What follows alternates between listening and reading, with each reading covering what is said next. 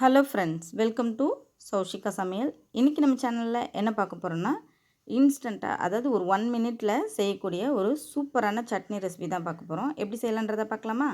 அதுக்கு ஒரு mixie jar எடுத்துகிட்டு 2 காஞ்ச மிளகா, 1 பச்சை மிளகா, 4 பல் பூண்டு, ஒரு சின்ன துண்டு இஞ்சி, ஒரு கைப்பிடி கொத்தமல்லி, கொஞ்சமாக சீரகம், இந்த சட்னிக்கு தேவையான அளவு உப்பு எல்லாத்தையும் சேர்த்து கொஞ்சமாக தண்ணி சேர்த்து மலமலன்னு அரைச்சிக்கோங்க.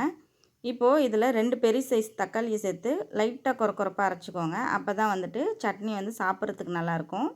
இப்போ இதுக்கு நல்லா ஒரு முறுமுறுன்னு தோசை போட்டு இந்த சட்னியை வச்சு சாப்பிட்டா அவ்வளோ டேஸ்ட்டாக இருக்கும். எத்தனை தோசை சாப்பிட்றோன்னே தெரியாது, அந்த அளவுக்கு வந்து சட்னி செம்ம டேஸ்ட்டாக இருக்கும்.